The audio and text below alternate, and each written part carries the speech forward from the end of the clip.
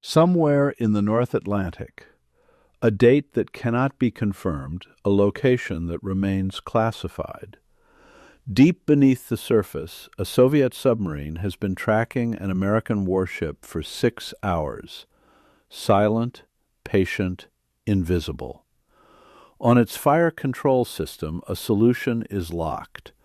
Torpedo tubes flooded, outer doors open.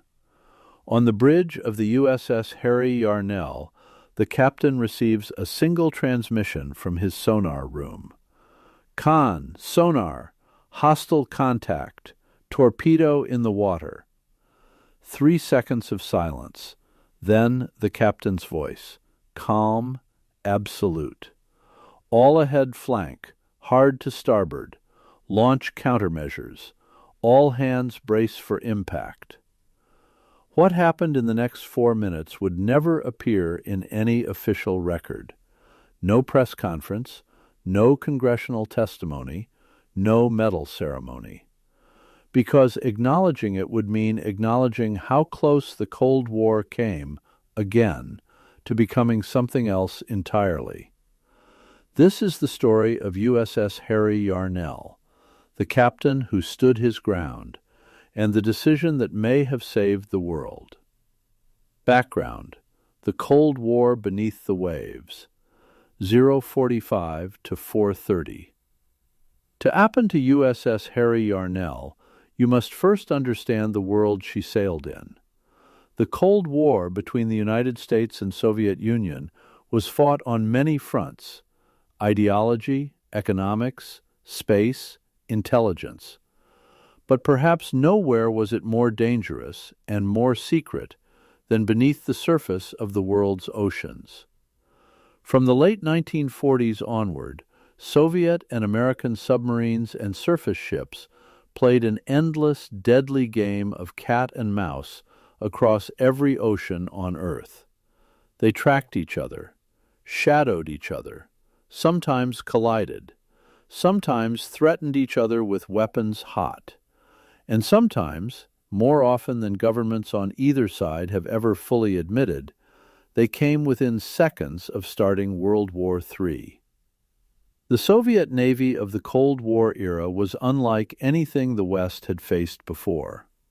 Under Admiral Sergei Gorshkov, who commanded the Soviet fleet for an astonishing 30 years, it transformed from a coastal defense force into a true blue-water navy, capable of challenging American dominance in every ocean. By the 1960s and 1970s, Soviet nuclear submarines prowled the Atlantic in numbers that alarmed NATO planners. Echo-class, Victor-class, Alpha-class, boats that could dive deeper, accelerate faster, and in some cases run quieter than anything the U.S. Navy had encountered. Their mission, in the event of war, destroy American carrier strike groups before they could launch aircraft against the Soviet homeland, track and target American ballistic missile submarines, sever the Atlantic supply lines that would sustain any European conflict, and in peacetime probe American defenses, test response times, gather intelligence, push boundaries. The Americans pushed back. U.S. Navy surface ships, destroyers, frigates, cruisers, spent months at sea conducting what were officially called anti-submarine warfare operations. In reality, they were hunting Soviet submarines, tracking them, sometimes harassing them, always gathering intelligence. This constant contact between armed forces of nuclear superpowers created an environment of extraordinary danger. There were no referees, no real-time communication between the two governments at sea. Rules of engagement that left enormous discretion to individual commanders, and on both sides submarines operating under standing orders that, in certain circumstances, authorized the use of weapons. It was the most dangerous game ever played, and USS Harry Yarnell was one of its most accomplished players. The ship, USS Harry Yarnell, 4:30 to 6:30. Narration, USS Harry Yarnell. Hull designation DLG-17, later reclassified CG-17. She was a Lee-class guided missile frigate, later cruiser, one of the most capable surface combatants of her era. Named for Admiral Harry Irvin Yarnell, a visionary naval officer who had predicted the Japanese attack on Pearl Harbor a decade before it happened, in a 1932 war game that the Navy's leadership chose to ignore. The ship that bore his name would prove equally prescient, operating in dangerous waters, making decisions that history might not record, but that history would certainly feel. At 547 feet long, displacing 8,200 tons fully loaded, Harry Yarnell was a formidable vessel. Twin propeller shafts driven by steam turbines gave her a top speed exceeding 30 knots. Her weapons suite reflected the anxieties of her era. Terrier surface-to-air missiles for fleet defense, ASROC anti-submarine rockets, Mark 32 torpedo tubes, and a comprehensive sensor suite that made her among the most capable anti-submarine warfare platforms afloat. Her combat information center, the nerve center of the ship buried deep in the hull, was a world of green glowing screens, sonar operators wearing headphones pressed tight against their ears, and officers making rapid calculations about contacts that might be whales, might be Soviet submarines, or might be both. She deployed repeatedly throughout the 1960s and 1970s, the most dangerous decades of Cold War naval confrontation. Mediterranean cruises, North Atlantic patrols, carrier escort duty in waters where Soviet submarines were known to operate in force. She had seen things, done things that remain classified. The crew that served aboard Harry Yarnell were professionals of the highest order. Sonar operators who could identify a Soviet submarine class by the acoustic signature of its propeller. Anti-submarine warfare officers who had spent careers studying Soviet tactics. A captain who had commanded at sea long enough to understand that the decisions he made on his bridge were not theoretical exercises. They were real, and they had consequences. The Hunt, Cat and Mouse in the North Atlantic. Narration. The mission had begun as routine, if anything in Cold War naval operations could be called routine. USS Harry Yarnell was operating in the North Atlantic, conducting anti-submarine warfare patrols in waters that NATO intelligence identified as a primary Soviet submarine operating area. The mission: detect, track, and if necessary, respond to Soviet submarine activity, threatening American and Allied interests. The sonar conditions were challenging. The North Atlantic is an acoustic nightmare. Thermal layers that bend and scatter sound, biological noise from marine life, the constant background roar of shipping lanes. Finding a submarine that didn't want to be found was as much art as science. Harry Yarnell's sonar team was among the best afloat. The contact came first as a whisper, a faint tonal signature buried in background noise. A sonar operator, young, experienced beyond his years, headphones clamped against his ears in concentration, heard something that wasn't the ocean, something mechanical, regular, deliberate, Soviet. The contact was classified quickly. Victor-class nuclear attack submarine, one of the Soviet Navy's most capable hunters. Fast, capable of 30 knots submerged, armed with torpedoes and cruise missiles, and crewed by professionals who were as skilled in their domain as Harry Yarnell's crew was in theirs. The tactical picture developed rapidly. The Soviet submarine was operating at depth, conducting what appeared to be a standard patrol, but oriented in a way that suggested awareness of Harry Yarnell's presence. The cat knew the mouse was watching. The mouse knew the cat was there. This was the essence of Cold War naval confrontation. Two highly trained forces, operating with weapons ready, aware of each other's presence, neither willing to back down, neither wanting to start a war. For hours the dance continued. Harry Yarnell adjusted course, using her ASROC capability and onboard helicopters to maintain contact with the Soviet boat. The Victor maneuvered, dived deeper, attempted to break contact.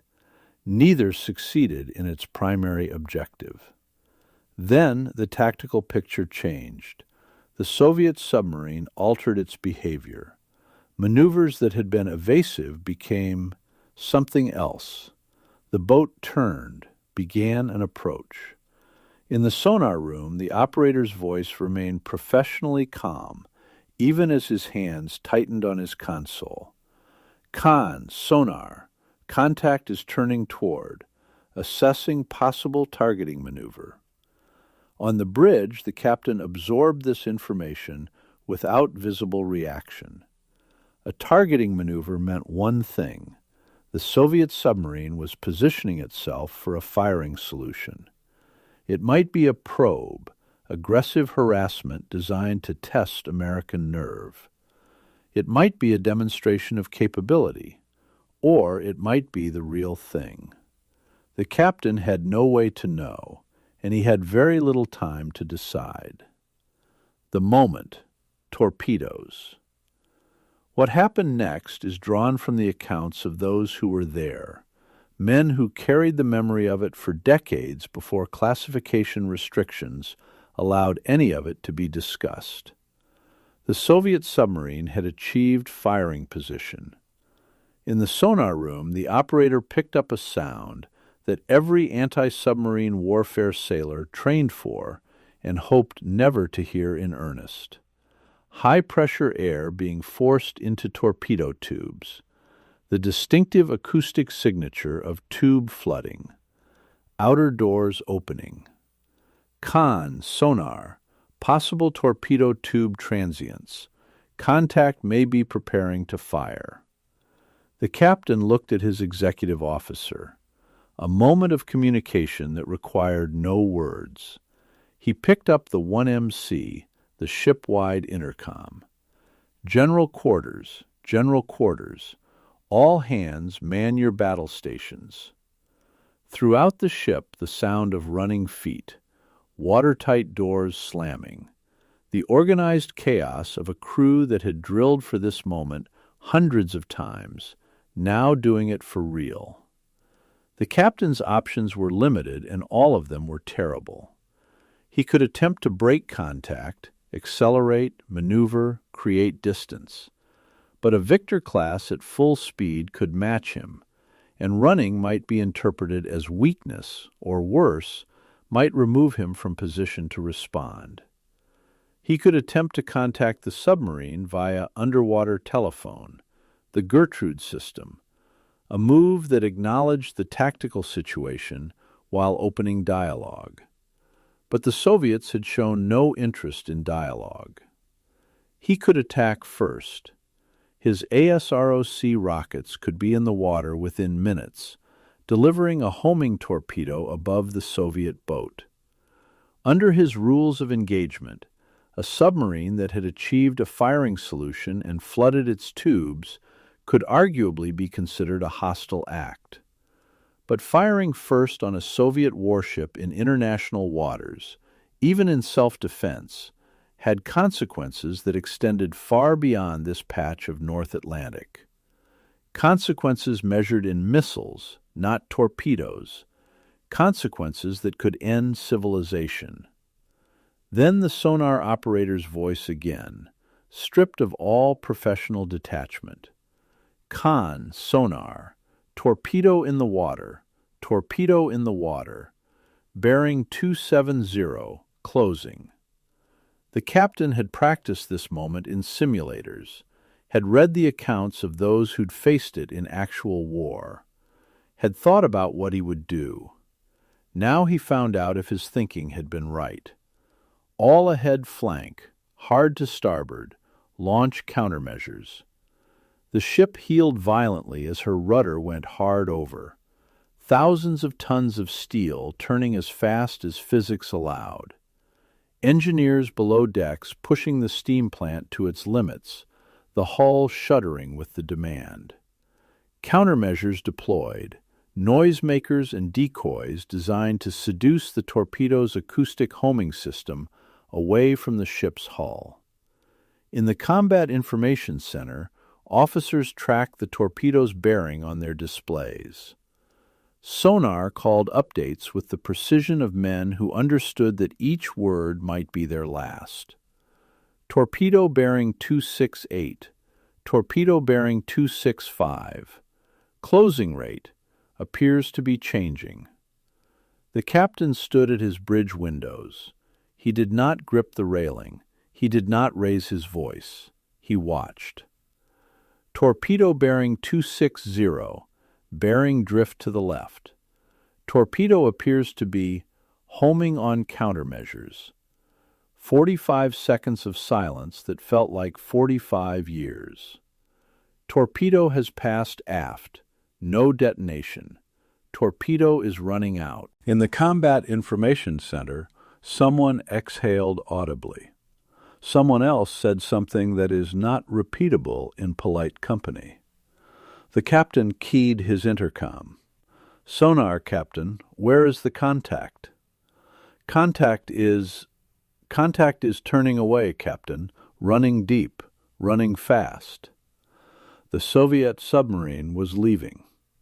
Whether the torpedo had been fired as a genuine attack, a warning shot, a gross miscalculation, or a deliberate probe of American nerve, no one on Harry Yarnell could know. What they knew was this: they were alive. Their ship was intact. And something extraordinary had just happened in international waters that the world would never officially hear about. The captain turned to his executive officer. "Get damage control to check the hull. Then get me a secure channel to fleet." He paused. "And get the crew a hot meal. They've earned it." The silence. Why the world never knew. In the days that followed, USS Harry Yarnell completed her patrol and returned to port.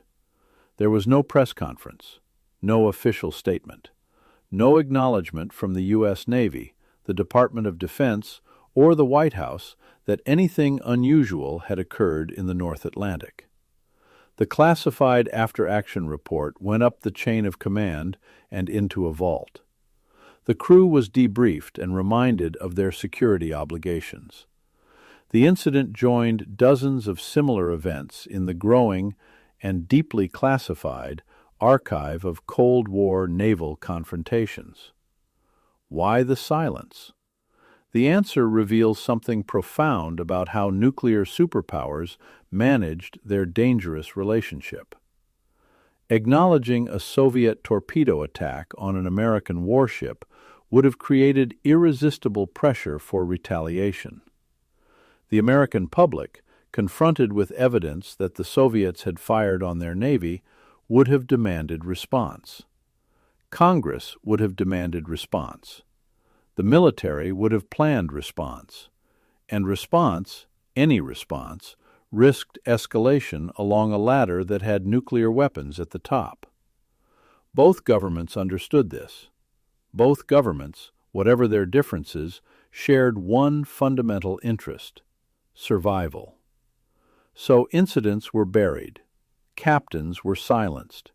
Records were classified for decades. And the Cold War's most dangerous moments, the ones that came closest to becoming something catastrophic, were hidden from the people whose lives depended on them remaining hidden. This wasn't conspiracy. It was crisis management at the highest level.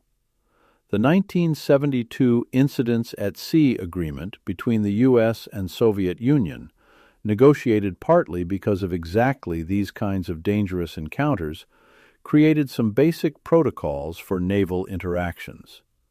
No simulated attacks on each other's ships. No interfering with naval formations. Basic communication procedures. But the agreement had limits, and submarines operating deep, far from any oversight, remained the most dangerous wildcards in the Cold War deck. The captain of USS Harry Yarnell understood all of this. His decision to maneuver rather than escalate, to defend his ship without triggering the wider war that retaliation might have caused, was not weakness. It was the most difficult kind of courage, the courage to absorb an attack and choose the harder path of de-escalation. He never received a medal for it. His name was never in the newspapers, but on the day it mattered most, he made exactly the right call. Aftermath: the Cold Wars. The USS Harry Yarnell incident, whatever its precise nature, was not unique. Declassified records and the accounts of veterans reveal a Cold War naval history far more violent and dangerous than the public ever knew. In 1968, the USS Scorpion, a nuclear attack submarine, was lost in the Atlantic with all 99 crew members. The official cause, never definitively established. Some naval analysts have suggested Soviet involvement. The truth may never be fully known. In 1970, the Soviet submarine K-8 sank in the Bay of Biscay, killing 52 crew members. In 1974, USS Kitty Hawk, an American aircraft carrier, the sailors who served aboard her carried their experiences quietly. Some have spoken, in their final years, of what they saw and did in the North Atlantic, of contacts that made their sonar operators go pale, of moments when General Quarters was called for reasons that appeared in no official log, of a captain who stood on his bridge while a torpedo ran for his ship and who made the right decision when it mattered most. History doesn't always record its most important moments. Sometimes it buries them.